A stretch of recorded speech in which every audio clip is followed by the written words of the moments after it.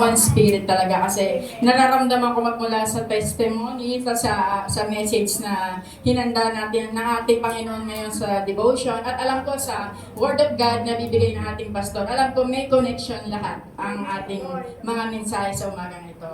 So ngayon po, ang aking pinamagatan sa ating devotion wait. Sa Diyos lamang ako magtitiwala. So sa title pa lang po ay makikita na po natin na may connection sa ating sinabi sa testimony ni Sis Mila, no? So alam ko po talagang ang Panginoon ang kumikilos sa oras na ito, Panginoon. At maraming salamat, Lord God, sa pagkilos niyo po. So ito po, basahin po natin sa Kawikaan 3:5-6. Sinasabi ko rito, magtiwala ka sa Panginoon ng buong puso at huwag kang manalig sa iyong sariling kaunawaan. Nag-bird yung mata ko. Kilalanin mo siya sa lahat ng iyong lakad at kanyang itutuwid ang iyong mga landas. So sa buhay po, may mga pagkakataong hindi natin alam kung ano ang mangyayari. May mga problema na parang walang solusyon, mga panalangin tila mabagal bago masagot, at mga sitwasyong hindi natin maintindihan. Ngunit pinapaalala sa atin ng salita ng Diyos na magtiwala tayo sa Panginoon ng buong puso. Hindi ibig sabihin na kapag nagtiwala tayo ay wala na po tayong mararanasang problema. Ibig sabihin po, kahit may problema, naniniwala tayo na hindi tayo iiwan ng Diyos at alam ng Diyos na kung ano ang pinakamabuti sa atin. Amen. Minsan, gusto natin tayo kumontrol sa lahat dahil natatakot tayo sa maaaring mangyari. Ngunit tinuturuan tayo ng Diyos na isuko sa Kanya ang mga alalahanin, plano, mga pangarap at kinabukasan natin. Kapag hindi natin nakikita ang daan, Diyos ang nakakakita. Kapag hindi natin alam ang sagot, Diyos ang nakakaalam. At kapag nanghihina tayo, Diyos ang ating lakas. Kaya sa halip na sabihin natin, kaya ko itong lahat, sabihin po natin na, Panginoon, hindi ko man alam ang mangyayari, nagtitiwala ako sa iyo. So amen. Sa realidad po, tayong mga tao, kapag nakakaranas po tayo sa buhay ng mga problema at pagsubok, kadalasan ay hindi natin naiisip agad ang ating Panginoon, dahil hanggat kaya natin gawa ng paraan, ay ginagawan muna natin ang paraan. Tapos, tsaka lang tayo mag-aalala. Tapos, sorry po, nadidistract po ako. Amen, ito.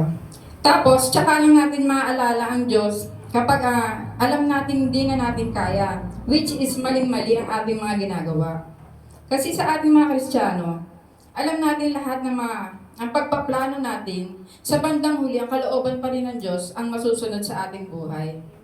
Pero kadalasan, kahit hirap na tayo, kadalasan ay pilit pa rin natin kinakaya. Pero sabi nga sa atin ng Panginoon sa Mateo 11 verse 28, sinasabi po rito, lumapit kayo sa akin kayong lahat na napapagal at nabibigatan sa iyong pasanin, at kayo'y aking papahingahin. So napakasarap sa pakiramdam na marinig ang mga salitang ito mula mismo sa ating Panginoong Hesus. Sa buhay natin ngayon, marami tayong kinakaharap na mabigat na sitwasyon. Minsan, pagising pa lang natin sa umaga, ramdam na natin ang pagod. Di lang basta pagod ng katawan, kundi pati pagod ng ating isipan. May mga problema sa pamilya, sa trabaho, sa pera, at maging sariling takot natin sa hinaharap. Pero ang paanyaya ng Diyos sa atin ay napakasimple lamang po at makapangyarihan. Sinasabi niya na huwag nating sarilinin ang bigat ng ating dinadala, sapagkat nariyan siya na naghihintay na lumapit tayo sa Kanya upang ibigay ang ating mga pasanin at bigat sa ating puso. Gusto lamang ng Diyos na ibigay natin ang buong pagtitiwala natin sa Kanya. Hindi niya gustong makita na hihirapan tayo. Gusto lamang niya na ipagtapat natin sa Kanya at ipagkatiwala ang lahat ng mga dinadala nating problema sa ating buhay. Kapag inamin natin sa ating Panginoon na di natin kaya at buong puso natin ipagkatiwala sa Kanya lahat, tsaka lamang kikilos ang ating Panginoon na Diyos sa ating buhay. Ang grasya ng Panginoon ay napakalaki sa bawat nagtitiwala sa Kanya. sa gitna ng ating kahinaan, ang kanyang lakas ang magiging sandigan natin. Kung buong puso natin isusuko sa ating Panginoon ang lahat ng ating mga bigatin. So sa pag-message pa lang po sa akin ni Sis Camila at ni Sis Shena na ako po ang magdi-devotion. So hindi na po ako nag-isip pa na na tumanggi kasi pinakita agad sa akin ng Panginoon yung mensahe po natin sa umagang ito na sa Diyos lamang po tayo magtiwala kasi personally ako po talaga ay kiniklaim ko po na sa akin po to na kiniklaim ko po na para sa akin din ang message nito kasi nakakaramdam po ako ng kahinaan sa ngayon at takot dahil sa hinaharap. Kasi unang-una, uuwi na rin po kasi ang asawa ko na by September or October. Magpo-for good na po siya kasi talagang may edad na rin po siya saka hindi na rin po niya kayang, gusto niya na rin although kaya pa rin niya magtrabaho pero gusto na niya pa makasama kami dahil sa magsi-70 na rin po siya, 69 na po pa sa birthday niya. So yun, hindi ko maiwasan na makaramdam ng takot dahil siyempre sa pinansyal.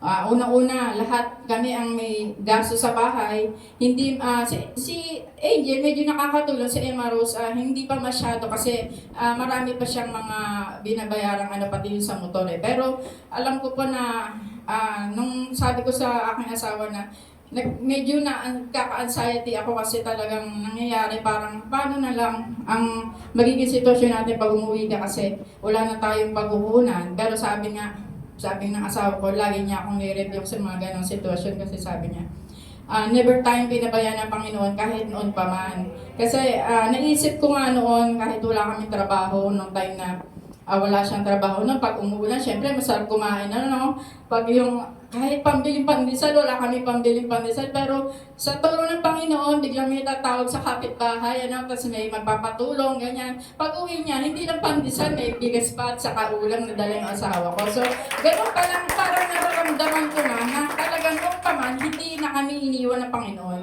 So, naging bonus pa nga na kahit may edad na siya, so 50 plus, na alam ko, mga 55 or basta 50 plus, so bibihira ang makapag-abroad ng ganong edad, di ba? So, kahit birth certificate talagang walang hawak ang asawa ko, Tapos yung diploma niya sa Piatti University is merong problema sa pangalan. So, maraming proseso kaming dinaanan. Pero, naging smooth yun sa tulong ng Panginoon. Unang-una, nagulat nga kami. Wala kaming pera, wala kaming pang-proseso. Pero, nag-provide ang Panginoon. So, alam ko, noon pa man, hindi niya kami pinabayaan at nakapagpatapos na kami ng anak ko na si Emma Rose at si Angel. Ngayong September 1, ay gagraduate na rin. Although medyo may problema ako kay Angel, pero kiniklaim ko pa rin na ibibigay ng Panginoon ang panalangin ko na ibabalik ni Lord si Angel dito sa ating sambahan. At ipinangakawakan ko yon kahit sabi nga, kahit imposible, magiging posible sa Panginoon.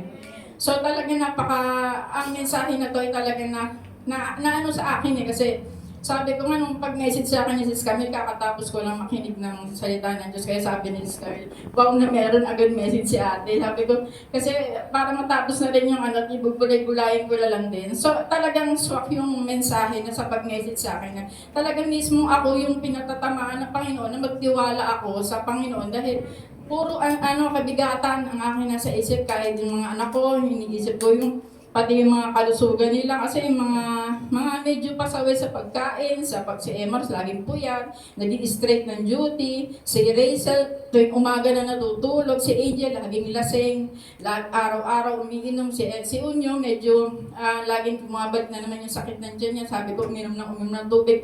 Kahit na yun, dinadala ko araw-araw kasi bilang ina, kasi ako ang unang masasaktan kapag may nangyari sa kanila. So, hindi nila minsan maintindihan sa kakulitan ko, parang naiinis sila sa akin, pero para sa kanila lahat yung ginagawa ko. So, yun, sabi ng asawa ko, pagkatiwala natin lahat, ngayon sabi ko, pinagkakatiwala ko na lahat kung anong mangyari sa aking pamilya, ang kalooban ng Panginoon ang mangyayari. Kaya, kahit naman i-control ko, kahit sabihin kong kontrolin ko ang buhay nila, kontrolin ko ang desisyon ng bawat isa, kontrolin ko ang buhay ng pamilya ko, walang mangyayari kasi ang Panginoon pa rin ang masusunod. Kaya dapat ipagkatiwala natin lahat ang mga gagawin natin, kung ano man magiging bukas natin, ipagkatiwala natin. Huwag na natin isipin kasi Although ako, mahirap sa salita madali, pero sa akin, para sa sarili ko, ako mismo ang dapat pinagsasabihan nito kasi talagang mahina ako. Puro pag-aalala, puro mga paano na. Pero sabi ko nga, ang Panginoon ay nangusap sa akin. So, ngayon, medyo na ano yung kalooban ko na hindi kami pababayaan ng Diyos. At alam ko na may mapagkukunan kami sa pag-uwi niya rito. So, yun lamang po ang mensahe ng ating Panginoon sa umaga nito. Salamat po. Praise God. Sabi nga,